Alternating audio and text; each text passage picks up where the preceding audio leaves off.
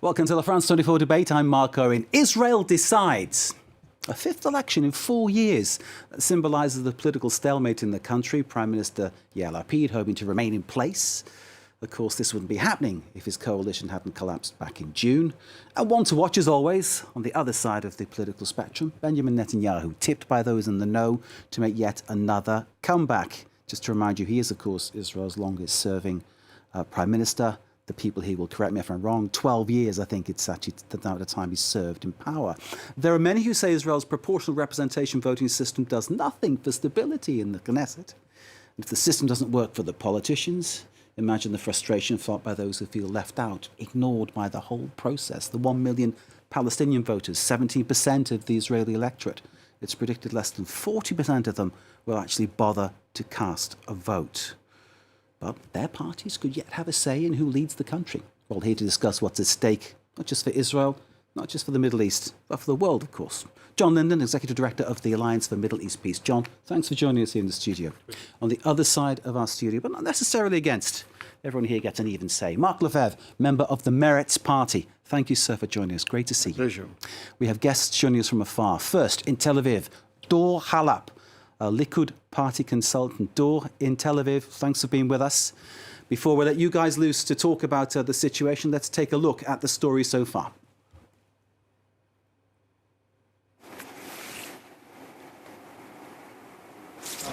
Another year, another Israeli election. The country's fifth vote in less than 4 years was triggered by caretaker Prime Minister Yair Lapid in June, following defections from his ruling coalition. The centrist leader has campaigned on his government's accomplishments in its limited time in office. This election is between the future and the past, so go vote today for the future of our children, for the future of our country. Vote well. Good luck to everybody.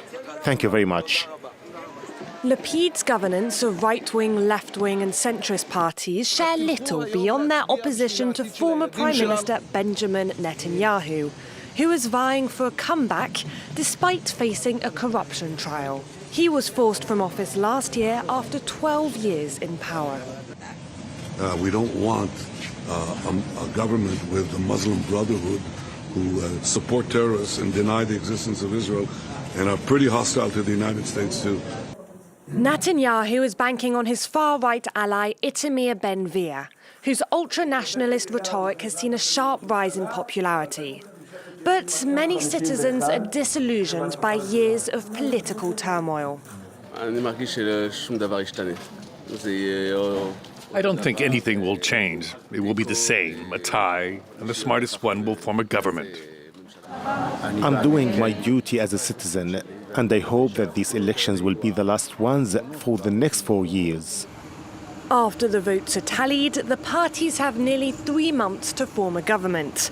If they can't, Israel will head to election number 6.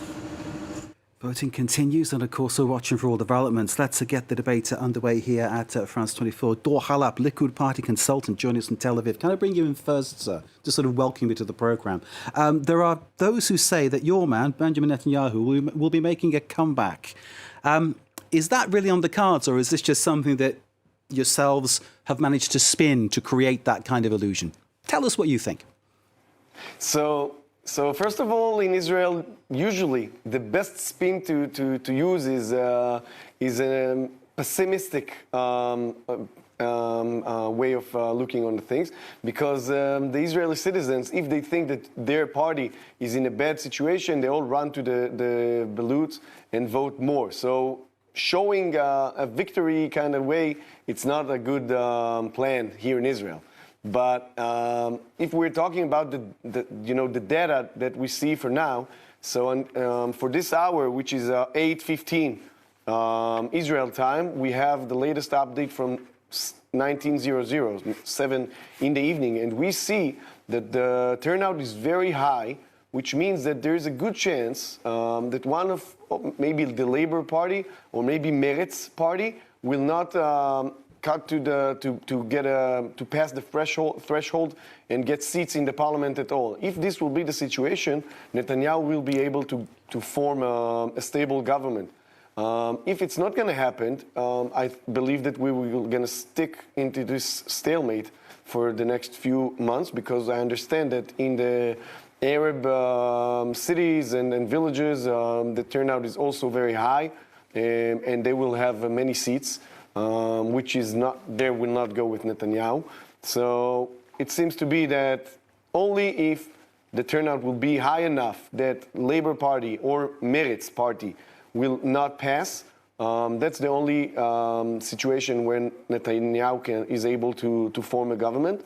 And it's a relevant option. It's on the table now. It depends on the last two hours of the vote, and in a very tiny, small differences, things that, you know, it's hard to know from the situation right now. Dor Halab, thank you very much for joining us. Please bear with us. We'll get back to you as soon as we can. That's Dor Halab, Likud Party consultant. Let's bring in some from... Thank you. Thank you, sir, indeed. Let's bring in Mark Lefebvre, member of the Meretz Party, because, Mark, we heard from yes. Dor talking about your party. Well, perhaps you won't pass the threshold. What do you think? Surprisingly enough, as a representative of a left-wing party, for that particular occasion, I do agree with what Dor is saying, is that because it's a rather thin contest, yeah.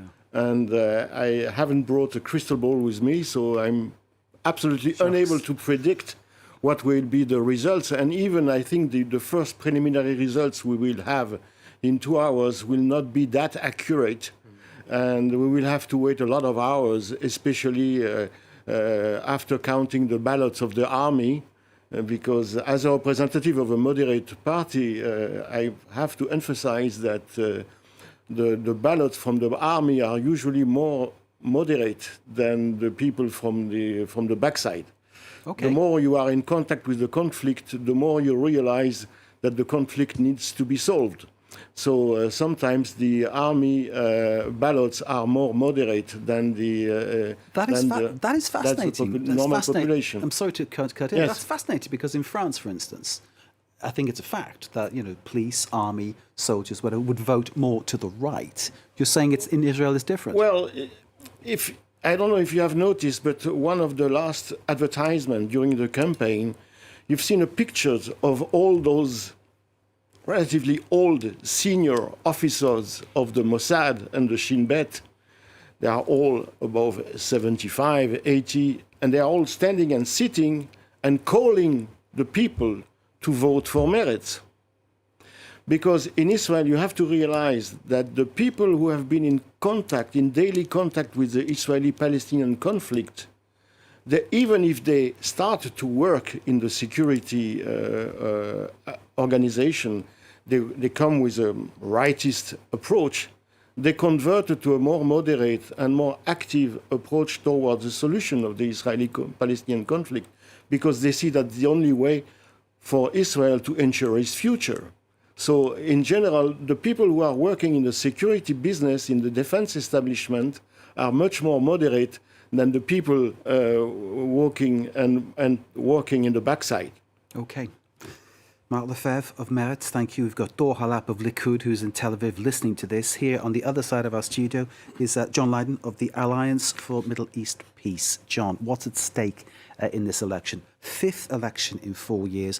Yes, there's so much instability. Yes, there's talk of the proportional representation system causing all the problems, all manner of things. Nonetheless, democracy is taking place to a degree, but for some people, I suppose it isn't. And maybe you can elaborate on that one for us. Yeah, I think there's a general sense of exhaustion, 5 elections in such a short period of time amongst the electorate, although that's actually been confounded by historically high turnout, which maybe we'll talk about a bit later. But even though we can talk about it now. Go for it. It's the largest turnout, at least at this point in the day, since 1999, since Ehud Barak defeated Benjamin Netanyahu in a pretty seismic election. Because we were talking about voter apathy, but clearly that's been blown out of the water. Well, we'll know a little bit more when the exit polls come out, but anecdotally, my friends are exhausted, apathetic. It's been a pretty lackluster campaign, generally. It hasn't really taken fire in the way that Israeli elections often do. It was kind of interspersed by the Jewish holidays. There was basically kind of a staccato approach to it, and this kind of short campaign afterwards.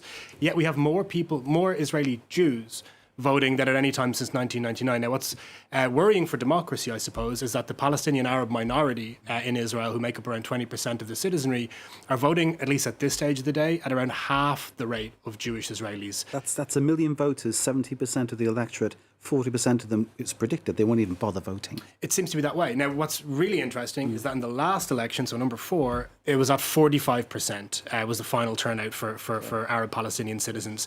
Yet for an election 18 months earlier, it was 65%. So you can see that's a huge difference in voter engagement. And to make things even more complicated, we're coming on the back of an Arab party sitting in government for the first time in the history of the state. So one would assume that might kind of compel more people to come to the ballots, but that has not been the case. And there's lots of very interesting reasons I might explain why. And I think, again, the Israeli electoral system is very complicated, but in a very simple way, the proportional representation system that you said kind of often guarantees instability electorally. It also does very strange things to final vote tallies. So if the Arab vote remains very, very low, and I'm generalizing enormously here, but the sort of more Jewish vote in the periphery of Israel is very high, which tends to swing towards the right wing, you could see left-wing parties disappear.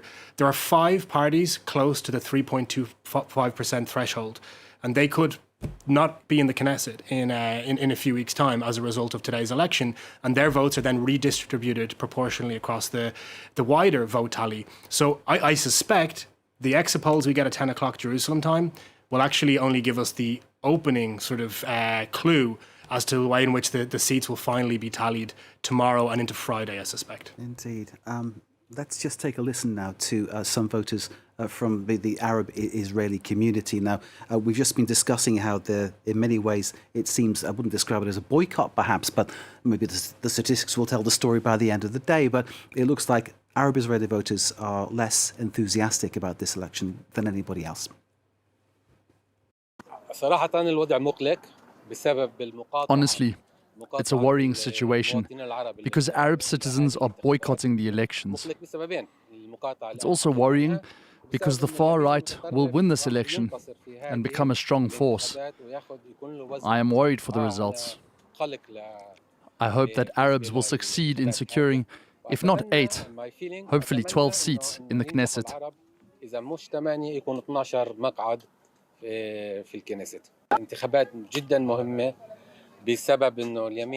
There is a chance that the far right will win 14 seats and possibly become part of the government.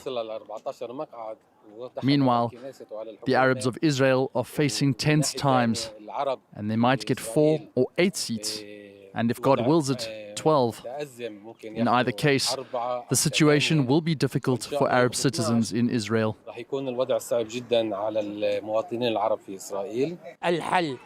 The solution and the call to our voters is to go out and vote, especially young first-time voters. The situation is indeed worrying, but in spite of Netanyahu's efforts to suppress Arab turnout, we can consolidate and strengthen Arab parliamentary representation.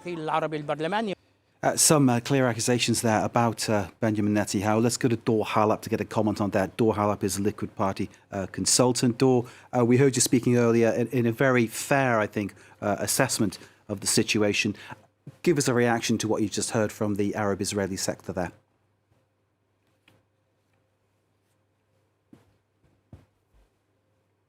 What do I mean? Netanyahu in the last campaign didn't do anything specific to suppress Arab votes. He just didn't do anything about that. We see his campaign. There was nothing aimed towards that direction. So, that's just a blame that they used to say to their own people, ringing all the bells and saying, Netanyahu doesn't want you to go to vote. You have to go to vote, okay? That's okay. That's the usual propaganda, but Netanyahu didn't do anything about that. Dor, do you understand why they feel disenfranchised in some way? They feel unincluded. Do you understand that? We have to say that in the last year, we have Ra'am, which have been part of the Israeli coalition for the last year. So, they can feel like they are included. And we all know that, as we see, that Netanyahu was negotiating with Ra'am also before the last government. So I don't agree with this propaganda at all. Arabs in Israel are allowed to vote. They get representatives. The Supreme Court doesn't tell even terror supporters. The Supreme Court lets some of them to participate in the elections. I'm saying they are a minority in the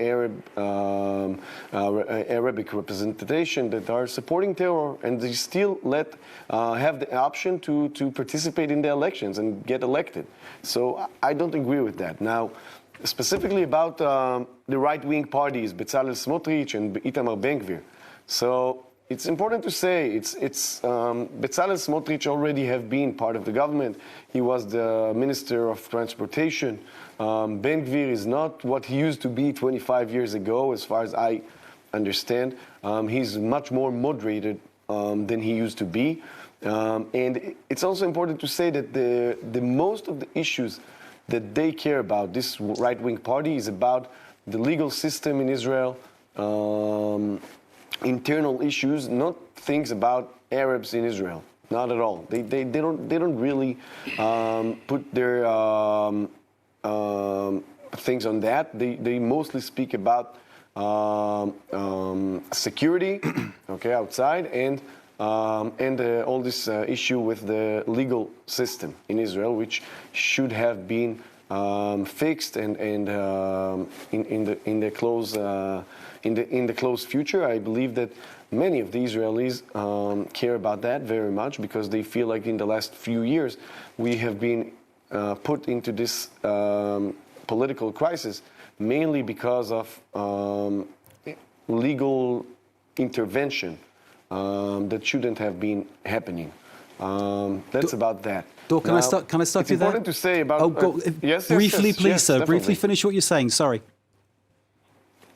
So I just want to talk about what he was talking about, the results, okay? So soldiers in Israel doesn't vote moderately, okay? It's just the doubled envelopes that will be counted in Wednesday and Thursday are including many people who doesn't live close to where they should vote. Let's say students that are staying in a different city. So it doesn't emphasize what the soldiers would like to vote.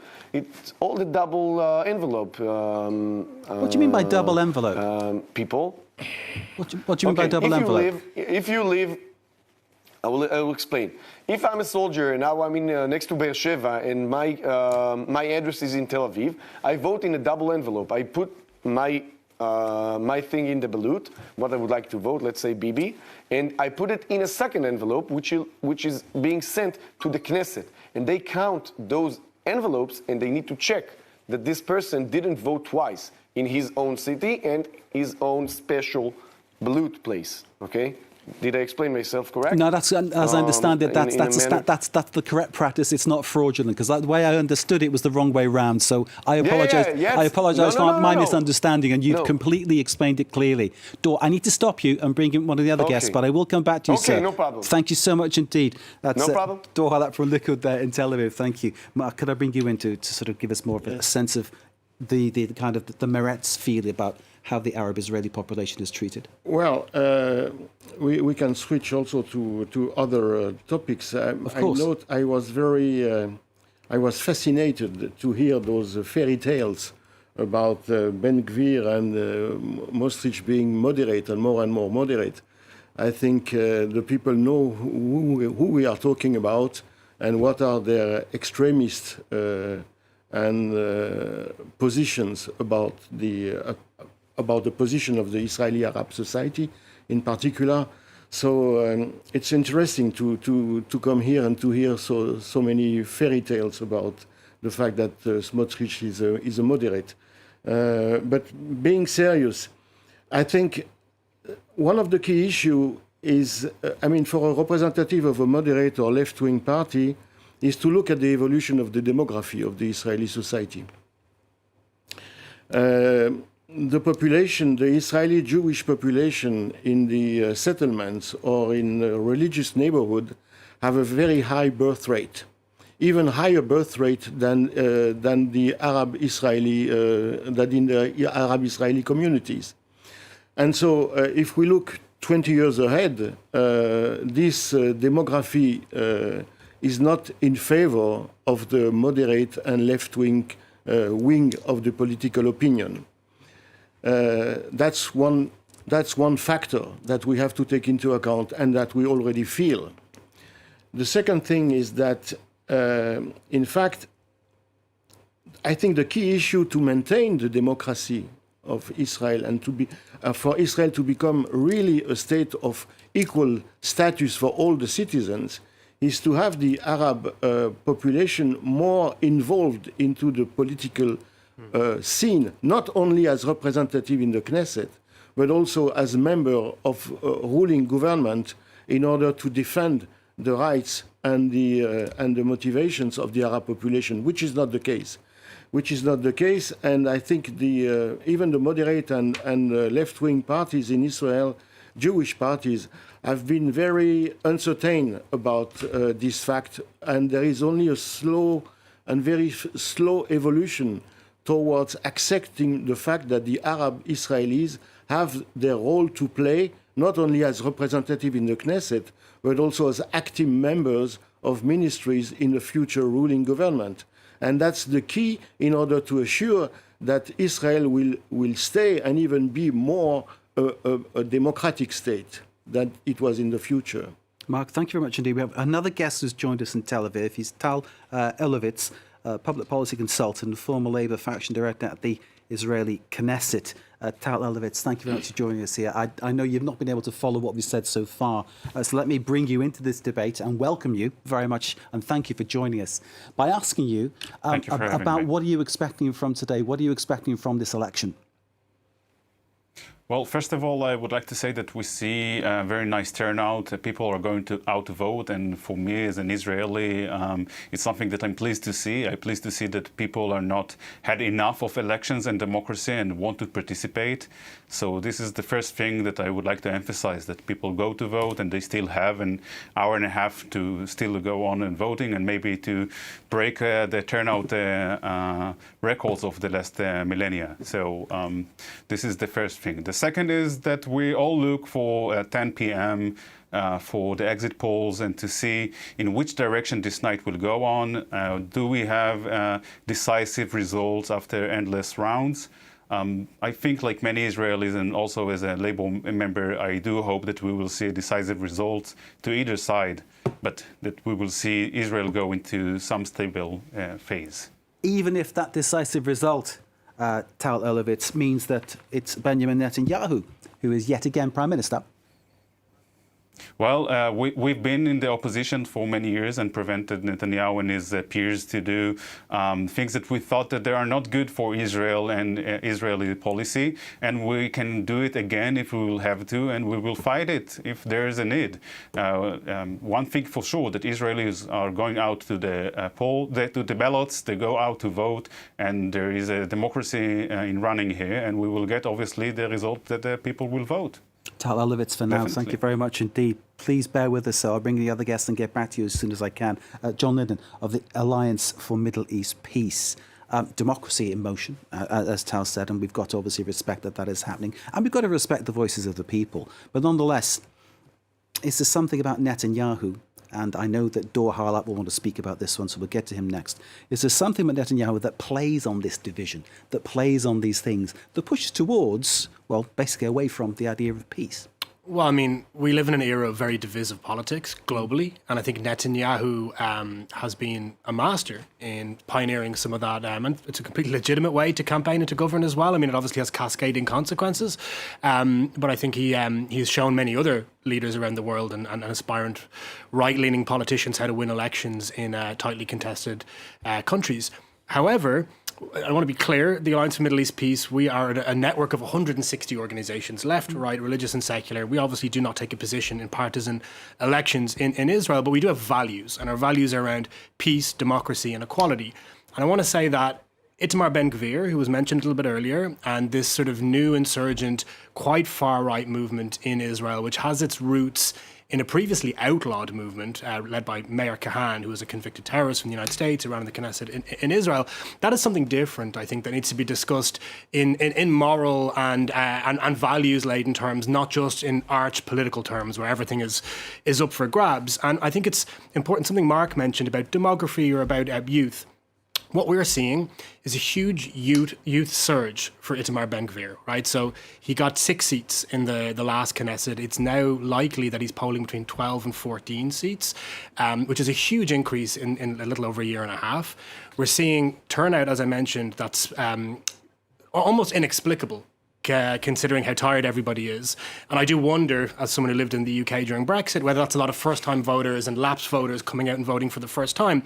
And the reason I'm saying all this is actually down to something beyond politics. It's a lack of vision. Now, Itamar Ben-Gvir's politics are not my politics. I think it's in opposition to the kind of ideas that our members walk the walk on, Jewish-Arab equality and partnership. He does stand in stark opposition to that, and he would say so himself in many instances. But clearly it's capturing some young people's attention and imagination. And I think we have to contrast it with other more moderate, left-leaning, peace-oriented politicians who aren't talking about solutions to the conflict at all. We ran a youth poll at OLMEP last year amongst 15 to 21-year-old Israelis and Palestinians. We haven't talked about Palestinians at all pretty much this evening. And we found that one striking result, there was a lot of very worrying data in there, which I think as most people would expect. One very interesting and worthy of debate finding was that almost no young Israelis and Palestinians favour the status quo. Now, Benjamin Netanyahu has been Mr. Status Quo. You would never say that, but that's actually his legacy. It's a very, very stable geopolitical and external relations policy. 12% of the youngest Israeli voters favour the status quo. 42% of the average Israeli adult voters favour the status quo. So in that environment, Itamar Ben-Gvir has come in and said, yeah, I don't believe in the status quo either. I want to expel Arab citizens. I glorify people who've used violence against Palestinians. I pull out a gun in Sheikh Jarrah and threaten Palestinian residents of the city. It's a completely game-changing approach to engagement between Israelis and Palestinians. And what I'd also say is in the wake of the violence last year in May 2021, if you're a young Israeli or Palestinian and one of your formative moments is seeing that intercommunal violence, Jewish and Arab citizens at war with each other on the streets, and that's scary. And then suddenly someone like Itamar Ben-Gvir comes along and says, I've got very simple solutions to these problems. Whereas a lot of the other political figures are saying there is no solution to these problems, or let's talk about something else. And I think it's really important for people who oppose these sort of ideas and values to not just oppose them, but to come with other ideas. I mean, it says in the Bible, if there's no vision, the people will perish. And at the moment, there is very little vision coming from those who, with apologies to my friends at Meretz, from people who have an alternative idea of what Israel should be like. And if there's no vision, people will perish. On that one, I have to go to Dor Halap of Likud. Dor Halap, basic question. Would Benjamin Netanyahu, in order to secure power, be willing to do a deal with and include in his coalition Itamar Ben-Gvir? It's not about what Netanyahu will do, okay? The voters are going to vote to Itamar Ben-Gvir. So he will get a seat in the coalition. Like that's how politics works. If the public vote for someone, so this someone will gain power. Now, it's important for me to emphasize, Arab citizens in Israel have equal rights. It's not going to change if Itamar Ben-Gvir will have a seat, okay? We have Supreme Court justice, which is Arab, and not even one. It's like something that is a usual thing. Now, I don't like the way that you're using a very, very small parties kind of propaganda to scare their own voters. I don't really think that Arab... Dor, do you think it's indicative of a trend within Israeli society that it's becoming more far-right? It's not a trend. The Israeli demographic is very right-wing. In many issues, even if we're talking about economics, if we talk about the situation in the Middle East, we all see that Netanyahu's way of thinking okay, and how to get peace in the Middle East was working. He signed off 4 peace agreements in the last few years, okay? He made it. I don't see anyone else doing it. Now, Itamar Ben-Gvir, I promise you, if he will be a minister, it's not going to be a problem. He can fly to Dubai and to Jordan, and he's going to be, you know, cooperating with all of these kind of people. And internally, it's not a problem, because most of the Israeli Arab citizens are willing to live in a good way together. So they have Dor, let me pause you rights, there because I've got to bring other people in to life comment on will what be you've good. just said there. Thank you very much. I'll get back to you as soon as I possibly can. Tal Elevitz first. Reaction to what Dor's just said about Ben Gvir and the possibility of him being in government. Yeah, first of all, I would like to say that right wing and extreme right wing in Israel, it's not something new. As you said yourself, Ben Gvir is another role of a different party that was 20 years ago. And Ben Gvir was also a staffer in the parliament in 2013 for one Michael Ben-Ari, who is much more extreme than Michael Ben Gvir itself when he was elected in 2013. We had 14 seats for the extreme right in 2013, and we survived. Itamar Ben-Gvir, in my opinion, is a very scary figure as a political figure. I would not like to see him sit on any ministerial position. I don't think he's moderated. As a gay person myself, I think he's not excluding people he's not seeing human beings as equals. He's seeing that there are human beings that are much more in favor than others. So in my opinion, I would like him not to sit in a ministerial position. But so this is one thing. And as I emphasized, the public is not getting more right-winger or left-winger. The public have voted to right-wing, and he's keep voting to right-wing. And as we see, the stagnation in the Israeli political sphere, 60-60, 61-59, staying pretty much the same 5 election turns. So I would take it in consideration when we talk about the phenomena of Itamar Ben-Gvir. Thank you very much indeed. Mark. Yes, Mark Lefebvre. It's important for me to discuss that. Oh, hang on. Let's pause, please. Mark, it's Mark in the studio, then I'll come back to you. Okay. Go on, Mark. Go on. What I wanted to say is that this election campaign has been, once and for all, are you in favor, you want Bibi back or you don't want Bibi back? That's all. But the issue is that in Israel, there are many issues at stake which have not been addressed during this election campaign, okay? If I'm talking about the cost of living, if I'm talking about the downfall of a lot of economical sector, if I'm talking about the housing problems, if I'm talking about the infrastructure, transportation infrastructure or urban infrastructure, all those issues have not been addressed at all. And that's what the people on a day-to-day basis are experiencing and are living. And the fact of the matter is that the occupation of the occupied territory since 1967, the fact that the Israeli-Palestinian conflict has not been solved. I mean, it's very nice to have a peace agreement with Dubai where we can sell spy telephone firmware or diamonds. That's good. But we don't have peace with our neighbors. That's the problem. And the Gulf Arab state or the Saudi Arabia or Morocco are not giving a damn on the Palestinian. And that's the main issue for us, is to live in peace with our neighbors in order to develop ourselves and to have the ability to address other topics. I mean, there is a lot of potential in Israel for innovation, for agriculture. That's a high technology country, not only in weapons or in spy firmware, but also in other issues. I mean, we have an agriculture where we can give to the world a lot of solutions to the warming effect. But in fact, those issues are not addressed as they should be, because we are entangled with the Israeli-Palestinian conflict and with the fact that the majority of the political parties, whether they are right-wing, extreme right-wing, or even moderate, are not giving a priority to aggressively and tentatively solve the Israeli-Palestinian conflict. I mean, we have no perfect neighbors, okay? I mean, we have made mistakes and our neighbors also have made mistakes. But if we don't get rid of this problem, we will not be able to ensure a future for our population. Mark, thank you. John Lydon, you mentioned we hadn't spoken about the Palestinians. Now we are there. Your turn. Well, and that's the thing. I mean, Israel's a fascinating democracy with too much democracy sometimes, you would say, with regards to the frequency of elections. But it's not normal in that it's also locked in an existential century-long battle with its Palestinian neighbours, which is still yet to be determined. And the way in which it does not feature in successive elections is alarming, because this is not all happening in a vacuum. So the conflict and resolution of it shouldn't be exclusively an Israeli domestic democratic concern. This is an international conflict. The reason we're in Paris talking about this issue is because it has been one of the most commentated on international conflicts around, even if less so these days. And obviously the Palestinians, we're talking the population between the Jordan and the Mediterranean is 50% Palestinian and 50% Jewish. And for the 50% who are Palestinians in the West Bank and Gaza, there is also political dysfunction. There's definitely too little democracy.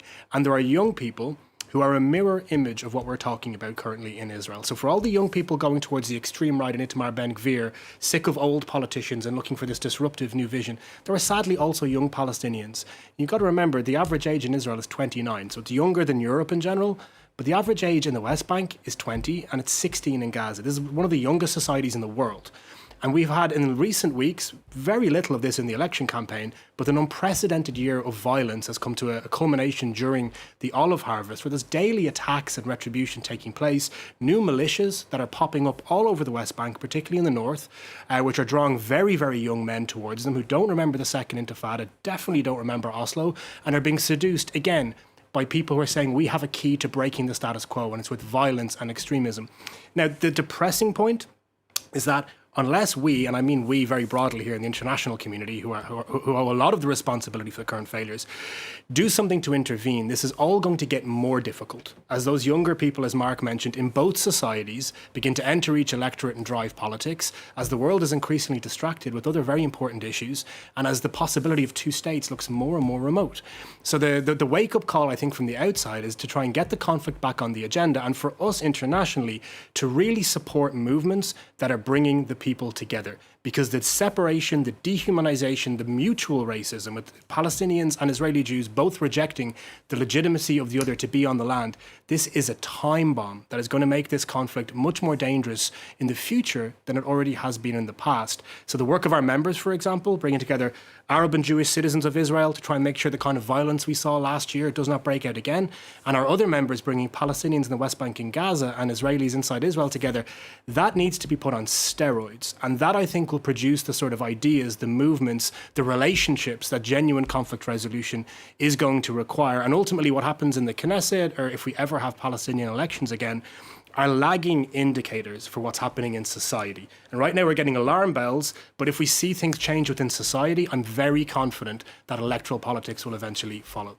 John Linden of the Alliance for Middle East Peace. Let's bring in Dor Halap for more comment on that one. Dor Halap is a Likud party consultant. Dor, does Benjamin Netanyahu have a new approach to these issues that we've just been discussing here? Or does it suit Likud in some way to basically maintain the status quo, to keep that separation going? So let's say the first truth. A nation cannot be an occupier in his own homeland. Okay, it's important to say that. Okay, second thing is that the state of Israel is having equal rights to all of their citizens, and we said that before. Now, about working with the Palestinians, it's important to say that Benny Gantz, in the last year, as a Minister of Security, Defense Security, and also we know that Ehud Barak, in '99, tried to get peace process with the Palestinians. They don't want to have a specific peace, okay? If the Jews will my question was, Dor, with respect, my question was, does Netanyahu have a future plan, a different approach, or is he happy to keep things going as they are? I believe that Netanyahu's agenda is to gain peace through strength. What do I mean? If the Israeli economics will be amazing and will be continuing to prosper, and if we will be strong and there will be not a security issue, it will be easier to our neighbors between the Jordan and the Mediterranean Sea to live in peace with us together, in a better way together, okay? But if we will be weak, like the last government in the last year was, they will attack us. And we see that 2022 was the year that Palestinian terror was the highest in the last I don't know, and in the last 20 years or something like that. It was yesterday's newspapers front Five page. governments over 4 years. I think all the governments have been weak, haven't they, since 2019? I think it's fair to say. Again, I didn't hear you, sorry. I'm sorry, five governments in 4 years, I think since 2019, it's been that kind of change. It's a sign of a lack of strength in all the governments since then, isn't it? First of all, I agree that our political crisis is definitely showing us weak, not only here in the Middle East, but all around the world, okay? But it's important to say, I believe that even many of the Israeli citizens are very right-wing and are for right-wing policy. The personal issue became too strong in the Israeli democratic debate. I hope that this will be lower, and I hope that in the next government, Netanyahu will be able to invite other parties, not just his own bloc, to join, okay? Dor, thank you. I think we got there. There might be a different approach from Netanyahu. Thank you. Okay, I think we got there in the end. Thank you so very much indeed. Mark, you wanted to jump in? I just wanted to reply. I mean, in order to achieve peace, you need to not to impose. I mean, you cannot impose your solutions to the other side. We have enemies in front of us, and they are our enemies, and we are their enemies. We cannot impose by strength a solution. A solution is based on compromise. With no compromise, there is no peace. The Geneva Accord, which was an example of a possible peace agreement, which was generated by major actors from both sides, was a true and effective compromise. And I think that's only on this basis we can work. And besides, I mean, when I see the dependence of the actual political governments in Israel towards Russia, I don't think we are strong. We are weak. We are weak. I mean, Putin is holding us in our necks, I should say other words, but Putin is holding us. So the policy of strength has not proven itself. We are becoming more and more dependent on Russia, and we are not able, for example, to really help Ukraine because we have fear of retaliation from Russia. Volodymyr Zelensky today said now he hopes that Israel can help Ukraine. He can hope. Mark, thank you. Let's bring in Tal Elevitz for possibly a closing comment. Tal Elevitz, you've listened to what's happening here. Do you feel there's any sense of a different approach towards the Israel-Palestinian situation? First of all, yes, there is change. And we saw that, for example, there are not any more suitcases of millions of dollars going from the government of Israel to Hamas through Gaza Strip, which was the way of Netanyahu to keep quiet in Gaza. So we see a change. We saw a summit of the foreign ministers, including Jordanian and Egyptian, in the Negev, in the south of Israel, hosted by who's now today Prime Minister Yair Lapid. We can see the change. I do hope that the next government will take further steps forward towards peace talk, peace initiatives, to put some path that we can stand and walk through, because we are in stagnation too many years.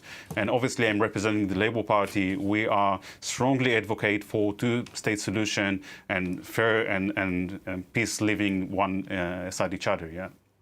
Who's going to be the next Prime Minister, Tal? Do you sense Netanyahu? Do you sense Yair Lapid? What's your instinct telling you? Benny Gantz will be the next. I will tell you this. We will not know the answer, even not next week, not in 2 weeks' time. Yair Lapid will still be the Prime Minister, acting Prime Minister, for, I think, a long time. Less time than Netanyahu in 2015, when he assembled a government with 61 seats. It took him 58 days to form this government. So we won't see it very decisive. And I do want to remember everyone that we need to wait for the final results. It will be very close elections with many parties on the threshold. So let's wait another 24 hours and everything will be much clearer. Hear what you're saying, but it's my job to get some opinions, and I'm going to continue doing that. Thank you, sir, very much indeed for joining us in Tel Aviv. Mark here, you said Benny Gantz, yeah? Yes, I think at the end of the day, the right-wing bloc will end up with between I don't know, 58 and 61 ballots. And I hope that within the right-wing bloc, there will be a significant section of this right-wing bloc we would like to get rid of the ultra-right and look for an alliance with Benny Gantz. And my bet is that Benny Gantz will be the next prime minister. People around the world may be making notes as well. Mark, thank you very much indeed. That's Mark Lefebvre from the Meretz Party. Thank you to our two guests in Tel Aviv, Dor Halap of Likud. We know he's going to say Benjamin Netanyahu, so there's no need to go back to you, sir. Thank you very much for joining us. Good man.